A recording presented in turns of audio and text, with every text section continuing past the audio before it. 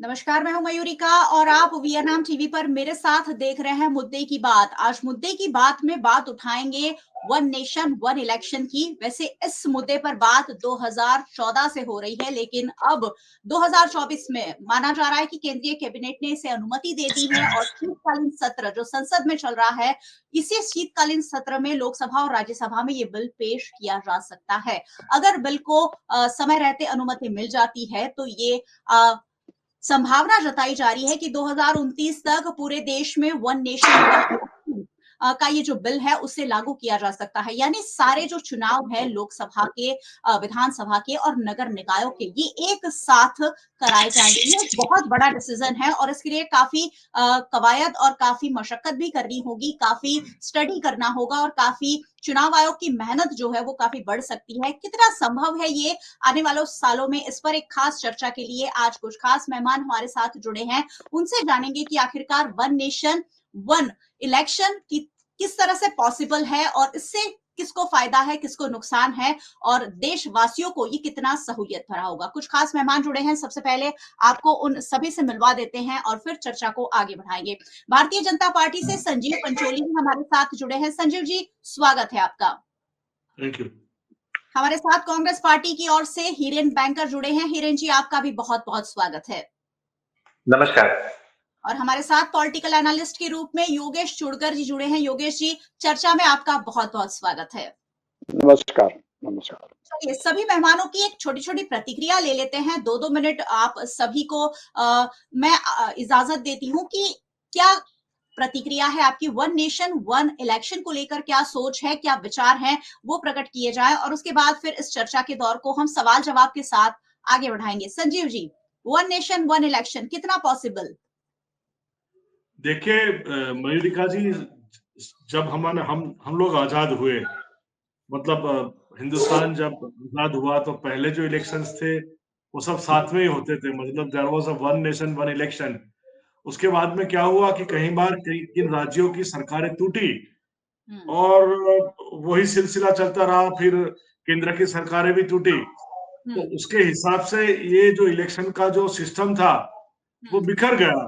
तो वापिस हमारे माननीय मोदी जी का एक चाह थी कि भाई इस देश में वन नेशन वन इलेक्शन हो, क्योंकि हम देखते हैं कि हमारे यहाँ पर कभी पंचायत का इलेक्शन होता है, कभी म्युनिसिपैलिटी का होता है, कभी विधानसभा का होता है, कभी लोकसभा का होता है। तो उनमें बहुत सारा टाइम और एनर्जी स्पेंड होते हैं। हमारे जो अधिकारी वर्ग है सब उनमें लगे हुए होते हैं। तो कुछ न कुछ तरह से देश को काफी बड़ा नुकसान है। अगर 5 साल में आने वाले इलेक्शन पूरे साल भर चलते रहे तो उससे पूरे साल भर, मतलब पूरे 5 साल में, हम पहले ही कहते थे कि भाई हर 1-2 साल में इलेक्शन आते हैं, पर उसकी वजह से जो man power, time, talent, energy का जो व्यय हो रहा है वो आने वाले सालों में नहीं होगा और लोगों को एक अच्छी सरकार चुनने का अवसर भी मिलेगा। देखते हैं हम, जो विकसित राज्य है, जितने भी विकसित देश है, तो जितने भी विकसित कंट्रीज है उनमें इलेक्शन एक ही साथ में होते हैं। तो वही राह पे अगर चलना है आने वाले दिनों में, भारत को एक सर्वोच्च पायदान पर पहुंचाना है, तो हमें भी ये रास्ता चुनना पड़ेगा। चलिए, one nation one election practically कितना पॉसिबल और फिजिबल है, उस पर तो आने वाले दिनों में चर्चा होगी अगर लोकसभा और राज्यसभा से बिल पारित हो जाता है। लेकिन विपक्षी दल जो है लगातार इस बिल का विरोध कर रहे हैं, लगातार वन नेशन वन इलेक्शन का विरोध कर रहे हैं। और कांग्रेस पार्टी की ओर से जब हिरेन जी हमारे साथ जुड़े हैं, हिरेन जी, वन नेशन वन इलेक्शन, जैसे पंचोली जी ने कहा कि समय बचेगा, शायद सुचारू रूप से प्रक्रिया को आगे चलाया जा सकेगा, विपक्षी दल क्यों विरोध कर रहे हैं इसका? देखिए मोनिका जी, ये जो अभी लाया गया है बिल, वो बिना हाथ पैर की बात है और शगुफा छोड़ा गया है कि जो मुख्य जो मुद्दे हैं उससे ध्यान भटकाया जाए। ये अब इसके पहले भी हुआ है और उनको पता है कि इसको इम्प्लीमेंट करना नामुमकिन तरह का है। 140 करोड़ की भारतीय जनता, जिसमें एक राज्य एक देश की तरह बर्ताव करता हो, जहां पर अलग अलग कल्चर हो, जहां पर अलग अलग लोग रहते हो, तो उसमें एक साथ में इलेक्शन करना वो प्रैक्टिकली भी फिजिबल नहीं है। और इनकी जो मंशा है जो एक सूत्र की बात में यूनिटी के नाम पे एक वननेस करने की, वो पॉसिबल इसलिए नहीं है क्योंकि जब हम एक राज्य में इलेक्शन करते हैं तब हमको पुलिस फोर्स की बात हो, मैन पावर की बात हो, ईवीएम की बात हो या वीवीपैट की बात हो, वो सब हमको अलग अलग राज्य से इकट्ठा करना होता है, तब जाके एक जगह पे इलेक्शन हो पाते हैं। ये सब ध्यान, इस चीज को मद्देनजर रखे तो ये स्पष्ट है कि प्रैक्टिकली इस चीज को अभी इम्प्लीमेंट करना नामुमकिन जैसा है। सरकार क्यों इस पे लगी हुई है? पूरे देश में अगर ये इम्प्लीमेंट होता है तो देश को एक ही फायदा होगा। जो प्रधानमंत्री जी पूरे 5 साल में इलेक्शन में ही मजे लेते हैं, इलेक्शन में ही दिखाई देते हैं, वो एक ही बार इलेक्शन में रहेंगे, बाकी कामकाज में तो रहेंगे। अभी इलेक्शन में महाराष्ट्र में गए, फिर दूसरे इलेक्शन में गए, फिर तीसरे इलेक्शन में गए, जबकि अभी गृह चल रहा है। गृह में 10 दिनों में से सिर्फ 1 आध घंटे से भी कम समय में गृह में आए हैं। तो वो इलेक्शन इंजीनियरिंग में से बाहर निकल के एक्चुअली गवर्नेंस पे ध्यान दे सके, वही एक फायदा होगा, बाकी कुछ फायदा इस प्रोसेस से नहीं होता। दूसरी जो महत्वपूर्ण बात है, जो डेमोक्रेसी के लिए, लोकशाही के लिए बहुत इंपॉर्टेंट चीज है, ये लोकशाही में अभी गठबंधन को साथ में लेके चलता है। ऐसा नहीं कि 400 पार अकेले हम ही है और हम ही रहेंगे, ऐसी बात नहीं होती है। अटल बिहारी वाजपेयी के वक्त में भी कोalition सरकार थी जो 13 दिन चलने के बाद गिर गई थी। कांग्रेस के साथ में भी सरकार कोalition में होती है। तो कोalition जो है सबको साथ लेके चलने की बात होती है। तो कभी भी वो कोalition अगर फेल हुआ है तो सरकार गिरती है। दूसरे के नो कॉन्फिडेंस मोशन, मुझे लगता है कि अगर मयूरी जी अच्छा नहीं कर रही अभी एंकरिंग, तो मैं नो कॉन्फिडेंस ला सकता हूँ कि आप अच्छी तरह एंकरिंग नहीं कर रहे। वो मेरा एक डेमोक्रेटिक राइट है। तो मैं नो कॉन्फिडेंस में भी कोई सरकार गिरती है तो भी वहां पर इलेक्शन का फेल आ सकता है। तो ये करते आज परिस्थिति ये हुई है कि हर एक अलग अलग राज्य में अलग अलग तरीके से इलेक्शन हो रहे हैं। अगर आज की तारीख में हम फिर से इलेक्शन करवाएं तो इसकी कोई गारंटी नहीं ले सकता कि पिछले अगले 5 साल में दूसरा इलेक्शन नहीं आएगा। तो ये बातें, ये सगुफा छोड़ा गया है। अदानी जैसे मुद्दे पे, भ्रष्टाचार जैसे मुद्दे पे, किसान जी के मुद्दे पे बात ना हो, इसके लिए सगुफा छोड़ा गया है। इससे जनता का कुछ फायदा नहीं है। चलिए, वन नेशन वन इलेक्शन को कांग्रेस पार्टी शगुफा बता रही है। काफी सवाल है मेरे पास आपके लिए, लेकिन मैं आपके पास वापस आऊंगी। योगेश जी, जो काफी सीनियर पॉलिटिकल एनालिस्ट है, हमारे साथ जुड़े हैं। सर, हमने दोनों पॉलिटिकल पार्टीज को सुना और हम काफी सुनते आए हैं और समझते आए हैं। आप तो बहुत सालों से वन नेशन वन इलेक्शन को क्लोजली, जब से ये बातें चली हैं तब से फॉलो करते आए होंगे। वन नेशन वन इलेक्शन, दोनों पार्टी तो अपने अपने दावे कर रही हैं, लेकिन कितना पॉसिबल है योगेश जी कि हमारे देश में वन नेशन वन इलेक्शन हम लागू कर सके? योगेश जी। मालविका जी, मैं तो इंडिपेंडेंस बॉर्न हूँ, तो मैंने तो शुरू से इलेक्शन देखे हैं। 47 में हम लोग जब इंडिपेंडेंट हुए, उसके बाद पहला इलेक्शन हुआ 1952 में, जबकि हमारा कॉन्स्टिट्यूशन इफेक्टिव हुआ। तो उस टाइम 1952 में जो इलेक्शन हुआ वो वन नेशन वन इलेक्शन की जो फॉर्मूला है, यानी कि लोकसभा का और विधानसभा का इलेक्शन साथ में हो, वो मैंने देखा हुआ है, क्योंकि मेरे मामा उसमें कोई पार्टी से खड़े थे तो मैंने थोड़ा सा एक्टिव भाग लिया था। बाद में 1957, 1962, 1967 तक ये चला, लेकिन उसके बाद एक विधानसभा कुछ कारणसर भंग हो गई, तो फिर वो विधानसभा के लिए इलेक्शन करना जरूरी हो गया।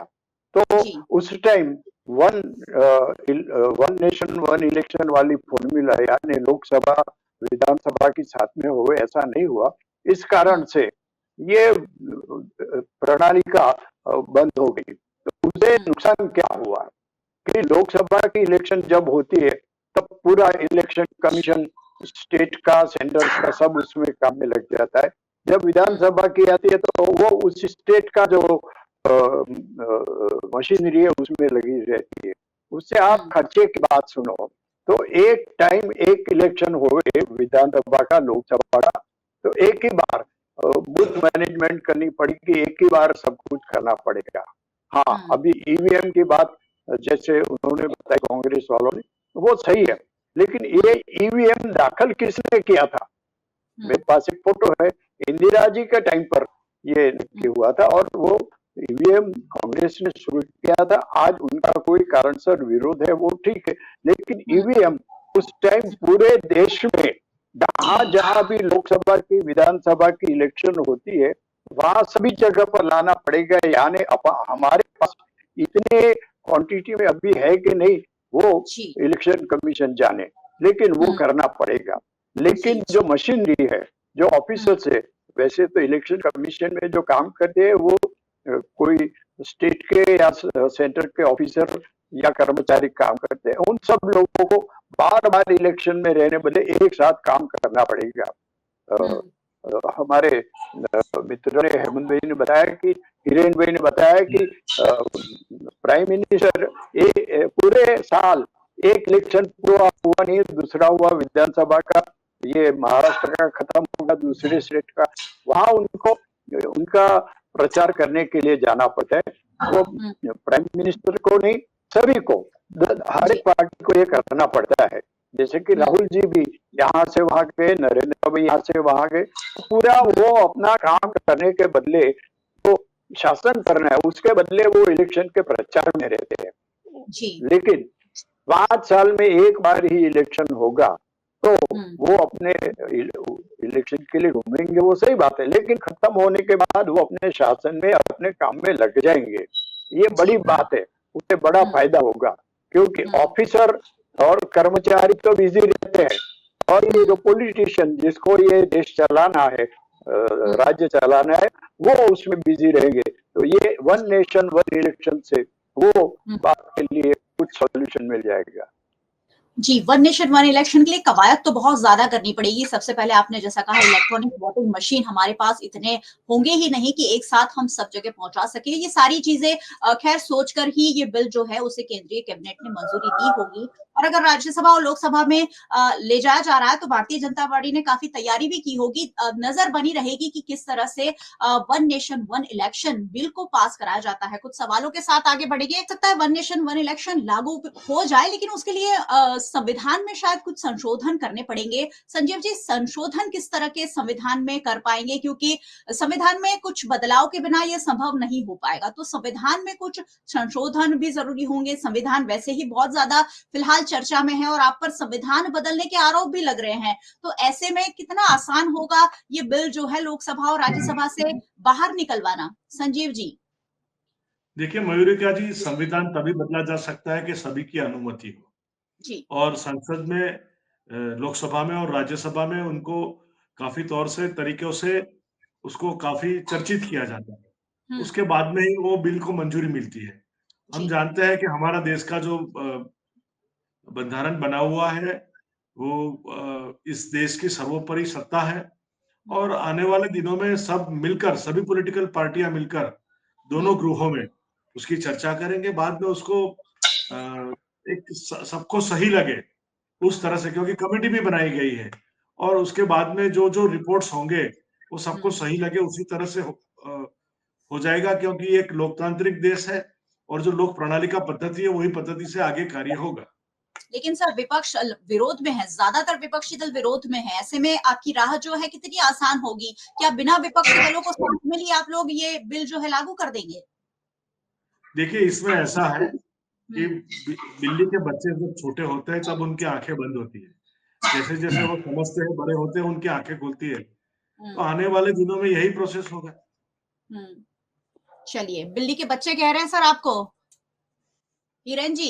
नहीं, बिल्ली के बच्चे 1985 में आए हैं, अभी आंखें खुली है तो अच्छी बात है। लेकिन मैं कहना चाहूंगा कि आपने जो अच्छी तरह से बताया कि ये संविधान को तोड़ने वाली पार्टी है, उसका एग्जाम्पल अभी आपको दे देता हूं कि जो वन नेशन वन इलेक्शन की जो बात है, उसमें जो हाई लेवल कमिटी जिसने रिपोर्ट रखा है, रिपोर्ट के अंदर उसने एक पॉइंट को मेंशन किया हुआ है कि जब हम लोकसभा का इलेक्शन करेंगे वो हम कर सकते हैं, वन नेशन वन इलेक्शन जो अभी भी होता है, लेकिन अगर हम बाकी स्टेट का साइमल्टेनियस इलेक्शन डालते हैं तो हम क्या करेंगे? उसके लिए उन्होंने वहां पर कोई प्रावधान रखा नहीं। उसमें लिखा हुआ है, जो उसमें पॉइंट किया गया है, उसमें लिखा है कि we will check on the reliable of NITI Aayog report. NITI Aayog इस पे रिपोर्ट बनाएगी, उस पे देखेंगे क्या हो सकता है। अभी आपको जान के आश्चर्य होगा, नीति आयोग कॉन्स्टिट्यूशनल नहीं है, स्टैट्यूटरी बॉडी नहीं है। तो मतलब कि आप बंधारण को, मतलब संविधान को चेंज करने की बात कर रहे हो, और वो एक statutory, non statutory body, non constitutional body क्यों आपको मद्देनजर रखते आप संविधान को बात कर रहे हो, ये स्पष्ट दिखा रहा है। दूसरी एक बात, बहुत अमेजिंग बात आपको बताने जा रहा हूं कि 5 साल में जो खर्चा होता है, यूनियन बजट होता है, उसका 0.02%, समझिए, पूरे 5 साल में यूनियन बजट का 0.02%, यानी कि 3,870 करोड़, 3,870 करोड़ रुपए इलेक्शन के लिए होता है। There is a very nominal cost to save the democracy। अपने 140 करोड़ भारतीयों की लोकशाही को जीवंत करने के लिए 3,870 करोड़ बहुत नॉमिनल कॉस्ट है। इसके लिए हम पूरे लोकशाही को, संविधान को ताक पे नहीं रख सकते। हाँ, ये बात जरूर है कि 2014 से लेकर 2022 तक एक पार्टी को, बीजेपी पार्टी को 10,000 करोड़ से भी ज्यादा का चंदा मिला है, और उसमें से 4,000 करोड़, मतलब इलेक्शन जो होता है, इलेक्शन से भी ज्यादा फंड वो इलेक्ट्रोल बॉन्ड कौन दे रहे पता ही नहीं है। इस तरह की जो हमारे पास में जब आती है, तब ये सवाल बहुत महत्वपूर्ण हो जाता है कि फ्री एंड फेयर इलेक्शन होगा कि नहीं होगा। तो ये प्रश्न है जब हम बोलते हैं कि ज्यादा खर्चा हो गया है। और दूसरी एक महत्वपूर्ण बात आपको बताना चाहता हूं, जब हम स्टेट इलेक्शन की बात करते हैं, तो स्टेट इलेक्शन का भी जो एक्सपेंडिचर है वो बेयर बाय द स्टेट, मतलब स्टेट खुद बेयर करता है, और उसका एक्सपेंड भी 0.02% के आसपास होता है। मतलब कि पूरा का पूरा इलेक्शन, और पूरे विश्व में एकमात्र हमारा भारत ऐसा है जिसका बंधारणीय एक संस्था है जिसको हम इलेक्शन कमीशन ऑफ इंडिया कहते हैं, जिसका काम ही यही है कि इलेक्शन करवाए। वो जहां कहीं भी हो इलेक्शन करवाए, उसकी बंधारण में रखा हुआ है, संविधान में लिखा हुआ है। कितनी पूरी सुसज्जित बना के हमने ये संविधान को रखा हुआ है, तब जाके इनको ये सगुफा याद आता है कि वन नेशन वन इलेक्शन करवाएंगे। जैसे ही योगेश जी ने बताया, ये पहले हो चुका है, आज भी उसका रिप्लिकेशन चल रहा है। जब हमने 1952 में जो इलेक्शन करवाए थे, वो वन नेशन वन इलेक्शन ही था। धीरे धीरे जब सरकारें बनी, सरकारें गिरी, सरकार फिर बनी, फिर गिरी, तब जाके ये हाल हुआ है कि अभी सरकार जो है अलग अलग राज्यों में अलग अलग होती है। मैं दावे के साथ कह सकता हूँ कि अभी भी अगर वन नेशन वन इलेक्शन होता है तो 5 साल 10 साल जैसे बीजेपी का जो है खरीद बेचान संघ जिसे बोलते हैं, एमएलए खरीदने का, बेचने का, एमएलए लेने का और सरकारी गिराने की, गोवा हो, मध्य प्रदेश हो, हिमाचल हो, तो ये वन इलेक्शन वन नेशन वापिस से इलेक्शन आने ही वाला है। सरकार के पास ऐसा कुछ दावेदार नहीं है जिससे हम बोल सके कि इससे जनता का फायदा होगा, ऐसा कुछ सरकार के पास नहीं है। जी बिल्कुल। सर, आप शगुफा कह तो रहे हैं, लेकिन Bharatiya Janata party micro management में बिलीव करने वाली पार्टी है। उन्होंने बहुत सारी स्टडी और बहुत सारा होमवर्क किया होगा, और उसके बाद ही ये जो बिल है वो लेकर आए होंगे। उन्हें पता है कि अगर हम ऐसी बात करते हैं तो आने वाले दिनों में अगर हमें लागू करना है तो कैसे करना है, तो होमवर्क तो करके आए होंगे। तो ये सारे नहीं, वही बता रहे, तो दिखाए ना, तो दिखाए। नितिन चौधरी चंद्रा करके high level committee for one nation one election के वो हेड हैं, उन्होंने जो लेटर रिलीज किया है उसमें इनका कोई प्रावधान क्या है नहीं। मैंने आपको बताया ना कि अगर आपको स्टेट में इलेक्शन करना है तो आपके पास क्या आयोजन है, आपके पास क्या योजना है, क्या मैनेजमेंट है, कैसे करने वाले हो, लेट द नेशन नो। देश को पता चलना चाहिए आप कैसे करने वाले हो। अगर आपको रात को ख्याली पुलाव आ गया और आप बोल रहे हैं कि अब कर देंगे, ऐसा नहीं होता है। ये पूरे 140 करोड़ का देश है, लोकशाही देश है, एक बंधारण पे चलने वाला देश है। इसमें आपकी जो ख्याली पुलाव नहीं कर सकते। यहाँ पर कुछ ठोस लाइए ना, कैसे करेंगे बताइए। इतने ईवीएम कहां से लाएंगे? अगर आपको करना ही है, आपने बहुत अच्छी बात आपको बताता हूं कि पूरे अलग अलग देशों के आपने अध्ययन किया तो अमेरिका, जापान, चीन, अलग अलग जगह पे आज भी बैलेट का यूज हो रहा है। आपने वो कंसिडर नहीं किया, आपने वो भी लाना चाहिए। अब इतना, this is a very major step we are going to take in the election management. इतना बड़ा स्टेप हम लेने जा रहे हैं तो लेट थॉरली चेंज। हम उसको इलेक्शन में बैलेट क्यों नहीं ला रहे? अगर बाजू के देश में हम देखते हैं कि वन नेशन हो रहा है तो वन बैलेट भी आइए। ईवीएम तो आप लोग ही लेकर आए थे कि ठीक है एक साथ और स्पीडली, क्योंकि सर टेक्नोलॉजी का युग है, हम वापस नहीं, वो हम ही लाए थे, जी हम ही लाए थे। और आपको वो बुक भी पढ़नी चाहिए, डेमोक्रेसी एट रिस्क, जिसकी प्रस्तावना लालकृष्ण आडवाणी जी ने लिखी थी, जिसने विरोध किया था कि ईवीएम को नहीं होना चाहिए। तो हम ऐसा बोल रहे हैं कि हमने जब इम्प्लीमेंट किया था, उसके बाद से लेके आज तक अलग अलग पार्टियों ने, वो बीजेपी हो, कांग्रेस हो, के सब पार्टियों ने उसमें कुछ ना कुछ कमियां निकाली है। लेट देम रिजॉल्व, हम उसको रिजॉल्व कर सकते हैं। हमारा कहना ही वही कि जो best of the best nation को मिलना चाहिए। अगर समृद्ध देश जो टेक्नोलॉजिकल एडवांस है, वो रसिया हो, अमेरिका, कुछ भी हो, उन्होंने बैलेट का यूज कर रहे हैं, तो हम ईवीएम पर क्यों टिके रहे? अगर हम इतना बड़ा चेंजेस हम इलेक्शन प्रोसेस में कर रहे हैं, तो वो भी प्रोसेस में हम कर सकते हैं, लेकिन सरकार की मंशा नहीं है। वहाँ की जनसंख्या भी हमें काउंट में लेनी होगी ना, वहाँ की जनसंख्या कितनी कम है, हमारा 140 करोड़ भारतीयों का देश है। चलिए मैं सर आपके पास वापस आऊंगी, योगेश जी के पास चलती हूँ। सर ईवीएम मशीन के बदले अब बैलेट से चुनाव कराने की मांग लगातार उठ रही है, क्या हमें फिर से मशीन से कागज के युग में जाना चाहिए? आपने वो बैलेट पेपर वाला जमाना भी जरूर देखा होगा, क्या कहेंगे ये जो ईवीएम से बैलेट पे जाने की मांग है कितनी जायज है सर? मैं तो पुरानी सदी का आदमी हूँ। 1952 में जब इलेक्शन हुआ लोकसभा का, विधानसभा का, तो उस टाइम बैलेट पेपर था, उसके ऊपर कौन से कैंडिडेट वो नाम नहीं लिखा था, लेकिन सबके लिए अलग अलग बॉक्स रखे हुए थे। वहां 5 उम्मीदवार खड़े हैं तो 5 बॉक्स था। आपको जिसका वोट देना है उसके बॉक्स में आपका बैलेट पेपर डालो, ये पद्धति थी। लेकिन उसमें आज के जैसा नहीं है कि ज्यादा लोग खड़े रहते थे, कम रहते थे, फिर भी वो मुश्किल काम था। उसको सुधार के बाद में ऐसा किया गया कि बैलेट पेपर पर जितने भी उम्मीदवार है उसका नाम लिखा जाए और एक ही बॉक्स में डाला जाए। वो तो पुरानी बात हो गई। बाद में जब कांग्रेस ने ईवीएम का इंट्रोड्यूस किया तो कोई देश में था या कोई देश में नहीं था, लेकिन इंदिरा जी ने बताया कि इससे हमारी क्रांति होगी। और उस टाइम बीजेपी तो पावर में कहीं नहीं थी, फिर भी उन्होंने बोला कि नहीं ये ठीक नहीं है, चलो फिर भी ये तो आ गए। लेकिन आज क्या होता है कि जो पार्टी जीतती है उनको ईवीएम का प्रॉब्लम नहीं है, जो हारती है उनका प्रॉब्लम है। जैसे अभी लेटेस्ट महाराष्ट्र की बात करो तो महाराष्ट्र में जब लोकसभा का रिजल्ट आया तब ईवीएम का प्रॉब्लम कांग्रेस को या शिवसेना को किसी को नहीं था जी। और आज जब विधानसभा का इलेक्शन आया और कांग्रेस और शिवसेना वगैरह का अच्छा रिजल्ट नहीं आया तो उनको भी ईवीएम का प्रॉब्लम लगता है। कर्नाटक में कोई ईवीएम का प्रॉब्लम नहीं था क्योंकि वहां हम लोग जीत गए थे। तो जहां जहां हमारा जितना होता है, विनिंग होता है, तभी कोई प्रॉब्लम नहीं है। ये एक अलग बात है। लेकिन मैं बात करूं वन नेशन वन इलेक्शन की, तो इसका जब मोदी जी ने ये आइडिया लाया है तब किसी और से भी बात की थी और सबको, सब पार्टी को बुला के फिर एक कमीशन जैसा बनाया गया जिसका चेयरमैन थे अपने पूर्व राष्ट्रपति कोविंद जी।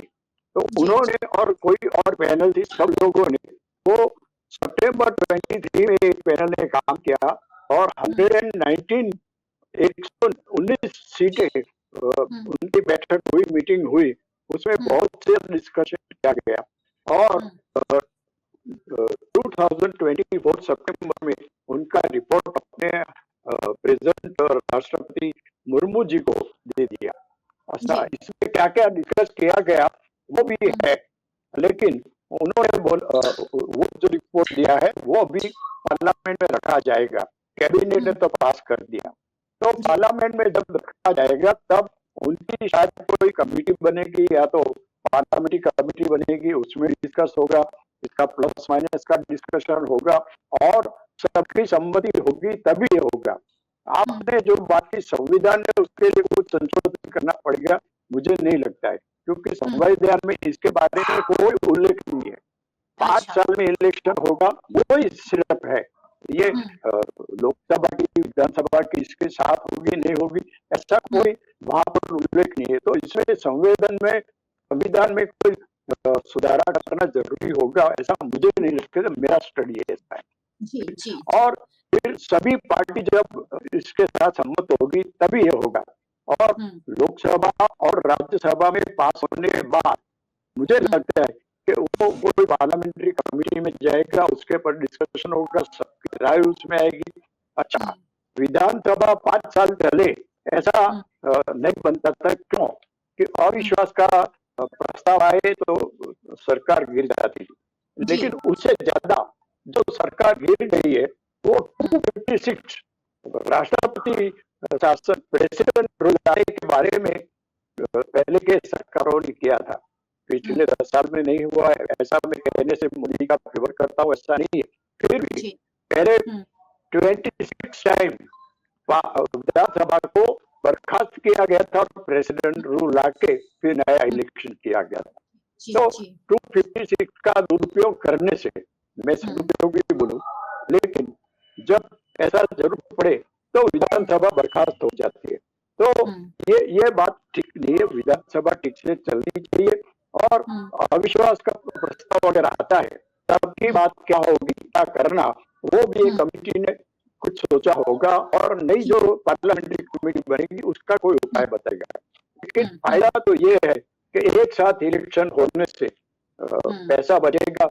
हमारे हिरेन भाई ने कोई फिगर बताए, मैंने उसका स्टडी नहीं किया, लेकिन गवर्नमेंट का खर्चा होगा, इलेक्शन कमीशन का खर्चा होगा, पार्टियों का खर्चा होगा, और हमारे जैसे लोग जो वोट आपने जाते हैं, वोट देने के लिए जाते हैं, लोकसभा में एक बार जाएंगे, फिर विधानसभा में जाएंगे, यानी जो आम नागरिक है उनको तो तकलीफ होगी, बार बार इलेक्शन होगा, लोकसभा का होगा, विधानसभा का होगा, नगर पालिका का होगा, पंचायत का होगा, बार बार ये वोटिंग करना वो हमारे लिए भी कोई तकलीफ वाली बात तो जरूर है।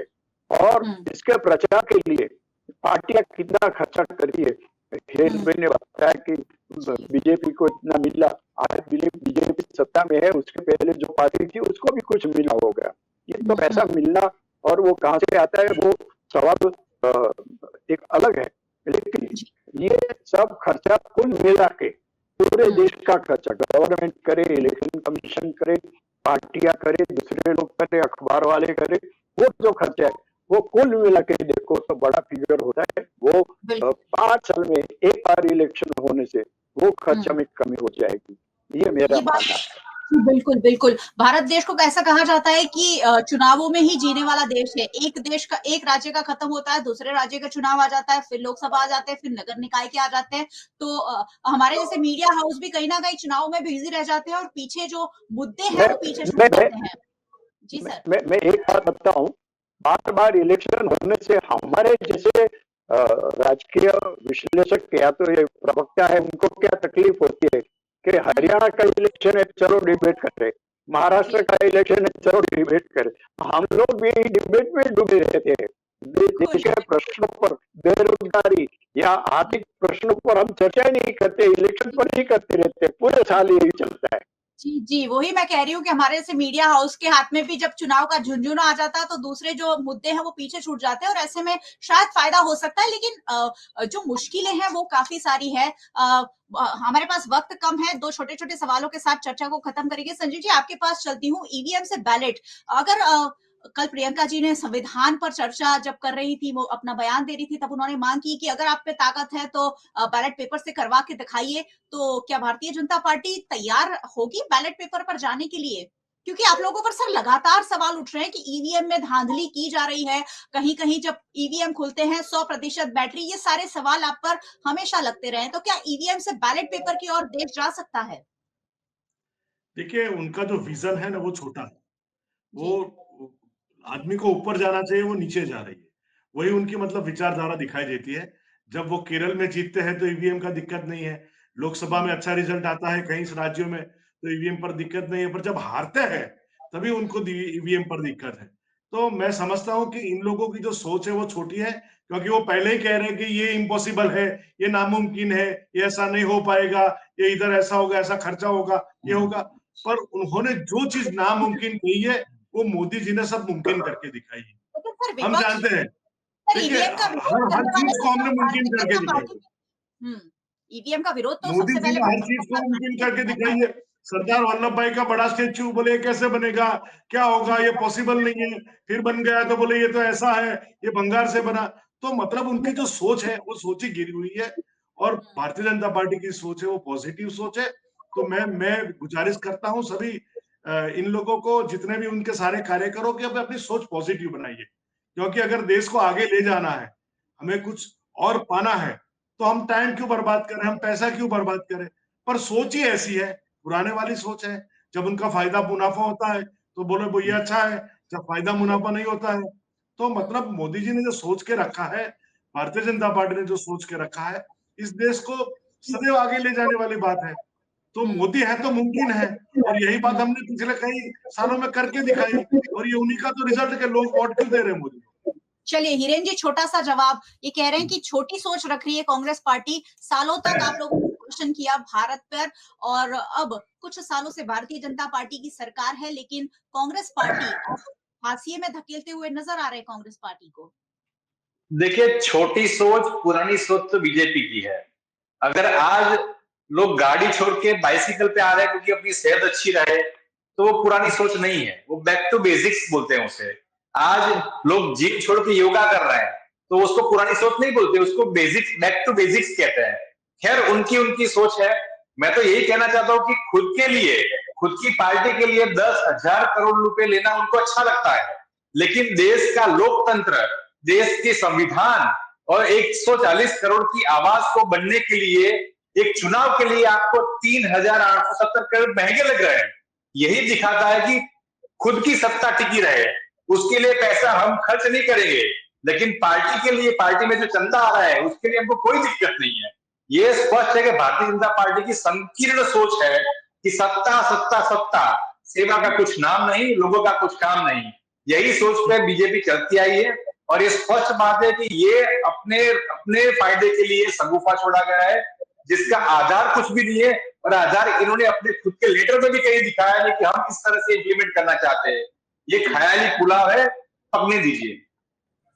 सर, एक छोटा सा सवाल और मेरे मन में आ रहा है, क्या जनता कंफ्यूज नहीं होगी? क्योंकि जब लोकसभा का कैंडिडेट चुनना होता है तभी भी नागरिकों को बहुत ज्यादा अच्छे से पता ही नहीं होता है कि कौन इलेक्शन में खड़ा है। और ऐसे में अगर हम उन्हें नंबर वाइज अलग अलग विधानसभा के, लोकसभा के और ये सारे कंटेस्टेंट दे देंगे, तो एक आम नागरिक कंफ्यूज नहीं होगा वोट करने में? छोटा छोटा सा जवाब सबसे पहले हिरेन जी। देखिए, आपने एक जिम्मेदार मीडिया कर्मी के नाते, एक पत्रकार के नाते ये सवाल पूछा है। इस तरीके का हजारों सवाल लोगों के मन में है, जिसका कोई जवाब बीजेपी के पास एक कागज के प्रूफ में नहीं है। आपने ये सवाल पूछा कैंडिडेट के बारे में, आपने सवाल पूछा कि फंड मैनेजमेंट कैसे होगा, इस तरह के सवाल आए कि हम पैसे कहां से लाएंगे, मैन पावर कहां से लाएंगे, ऐसे बहुत से सवाल है जिसका कोई आधार अभी तक बीजेपी ने दिया नहीं। हम वही कह रहे हैं और बार बार कह रहे हैं, आपके पास सॉलिड प्रूफ क्या है, सॉलिड कुछ बात क्या है, आपका सर्वे है क्या, क्या रिपोर्ट बना है, जो भी है वो आप जनता के सामने रखिए। आप जनता को कुछ बताना चाहते नहीं, आपने कैबिनेट, जो किचन कैबिनेट है उनकी, वो इसी कैबिनेट बैठ के बोलेगी ऐसा कर दो, तो ऐसा नहीं होता। ये संविधान है, ये भारत का लोकतंत्र है। लोकतंत्र एक किसी के हाथ से चलता नहीं है, ये बैलगाड़ी नहीं है, ये देश है। जी, संजीव जी, आपके लिए थोड़ा सा सवाल बदल देती हूँ, क्योंकि खरीद फरोख्त के आरोप आप पर लगाए थे अभी अभी हिरेन जी ने कि आप लोग सरकारें गिरा देते हैं, विधानसभा भंग हो जाती है। योगेश जी ने भी कहा कि अविश्वास प्रस्ताव आ जाते हैं। तो ऐसे में वन नेशन वन इलेक्शन कैसे वर्क करेगा? क्योंकि अगर कहीं सरकार गिर जाती है तो वहां तो फिर इलेक्शन कराने ही पड़ेंगे। तो क्या कोई प्रावधान के साथ आगे चलेंगे? देखिए मयूरिका जी, हमारा देश का संविधान क्या है? देखिए 1952 में पहला इलेक्शन हुआ, उसके बाद में 5 साल में 1957 में हुआ, उसमें बाद में 62 में हुआ, उसमें 67 में हुआ। तभी लोग भी हिंदुस्तानी थे और उन लोगों को साथ में इलेक्शन हुए थे। ये पूरे इलेक्शन, 4 इलेक्शन जो थे वो पूरे 20 साल में एक साथ में हुए थे। तो तब भी लोगों को पता था कि भाई हम दोनों कैंडिडेट एक साथ में चुनने जा रहे हैं। तो आज क्यों नहीं? हमारा तो संविधान ही वो कहता है। और अब जो ये नहीं हुआ, 68 में और 69 में कुछ विधानसभा गिरी, और 1970 में इंदिरा गांधी के बदौलत केंद्र की सरकार गिरी। तो मतलब ये जो पूरा पूरा जो माहौल जो है वो इन्हीं लोगों ने बिगाड़ा है। हमारे देश के लोग तो वही चाहते थे कि भाई वन नेशन वन इलेक्शन हो, हमारा कॉन्स्टिट्यूशन भी वो कहता है। पर अभी क्या है कि कुछ सरकारें कुछ साल कम है, कुछ ज्यादा है, तो उसको सॉल्व करने के लिए सबका साथ चाहिए। और आने वाले दिनों में एक अच्छी सोच से मैं समझता हूं कि वो पूरा पेपर रखा जाएगा। अभी कांग्रेस के लोग उतावले क्यों हो रहे, क्वेश्चन पर क्वेश्चन कर रहे हैं? अरे पूरा रिकॉर्ड आएगा ना, हम आपकी भी राय लेंगे, हम सभी की राय लेंगे और एक अच्छी राह पर चलेंगे। चलिए, असमंजस का माहौल तो है और बहुत सारे सवाल है जिसके जवाब अभी फिलहाल नहीं है भारतीय जनता पार्टी के पास। शायद हो या शायद ना भी हो, आने वाले वक्त में हो सकता है उन सवालों के जवाब हमें मिल सके। और जैसे ही लोकसभा और राज्यसभा में ये बिल आता है, कौन से क्लोजेस के साथ आता है, किस तरह से लागू करने की योजना के साथ भारतीय जनता पार्टी देश के सामने ये बिल रखती है, ये बड़ा ही दिलचस्प होगा, क्योंकि ये ऐसा बिल है जिससे हर नागरिक सीधा सीधा जुड़ेगा और हर नागरिक इसमें शामिल होगा। ऐसे में इस बिल पर नजर बनी रहेगी। बहुत बहुत शुक्रिया सभी मेहमानों का हमारे साथ जुड़ने के लिए, बहुत बहुत शुक्रिया। और बहुत बहुत शुक्रिया आप सभी व्यूअर्स का हमारे साथ जुड़ने के लिए। वैसे व्यूअर्स को क्यों नहीं जुड़ना चाहिए? वन नेशन वन इलेक्शन अगर लागू होता है तो उसका सीधा असर आप पर भी होगा, आपको वोट करना है। और ऐसे में वन नेशन वन इलेक्शन पर सब कुछ जानना आपके लिए बेहद जरूरी है। वीएनएम को आप यूट्यूब चैनल पर देख रहे हैं, जरूर देखते रहिए। और अगर चैनल पर नए आए हैं तो सब्सक्राइब कर लीजिए हमारा चैनल और बेल आइकन प्रेस करना है ताकि वीएनएम का हर अपडेट सबसे पहले आप तक पहुंच सके। फेसबुक पर देख रहे हैं, शेयर जरूर कीजिए। वन नेशन वन इलेक्शन बहुत इंपॉर्टेंट बिल है, उसके बारे में हर तरह की जानकारी आपको होना जरूरी है।